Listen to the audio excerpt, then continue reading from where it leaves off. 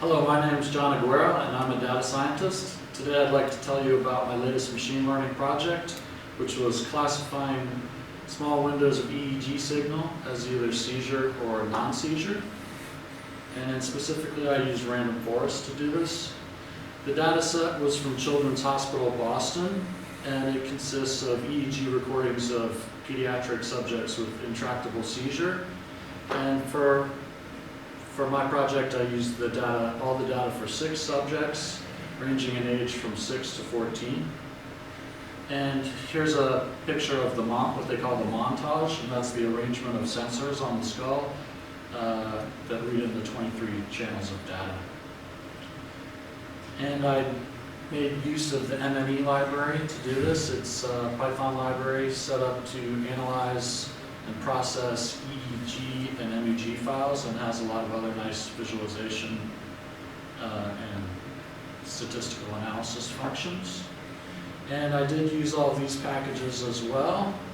My data was pretty large, especially when I was using several subjects at once, so I had to get increasingly larger EC2 instances.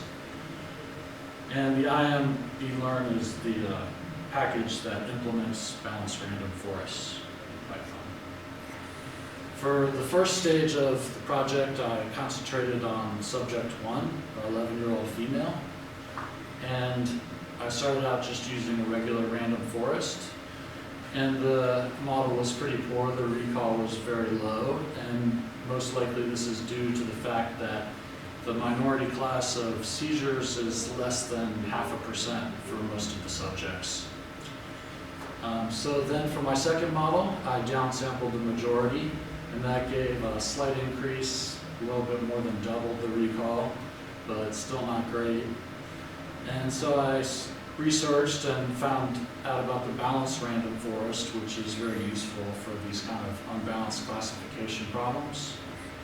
And I used that, and that finally shot the recall up into the 80s, and with some more parameter tuning to 97. And then I had read that it was hard to generalize models across subjects for this kind of data, and I was kind of interested in that problem. So for the second part of the project, I trained models on several subjects' data and then tested them on new subjects that they had not been trained on. In general, the models trained on more subjects performed better on new subjects that they hadn't seen the data for, but there were some more counterintuitive results as well. And this is an example of that for subject 28. So I started out with a model trained on the first 3 subjects, and it did pretty well. The recall was 0.95, but then when I added a 4th subject, it went down to 0.88, and then a 5th subject, it went down further. So I think there's a lot of diversity in our brains, and some subjects are more similar, so they're inform the model better for those type of subjects, and others don't do as well.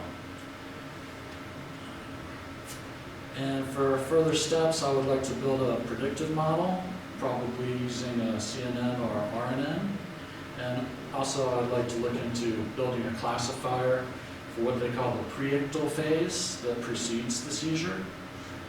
Especially if I can find a labeled data set with those, that would be very useful probably for predictive model. And my code is up on GitHub, and if you'd like to contact me, please do.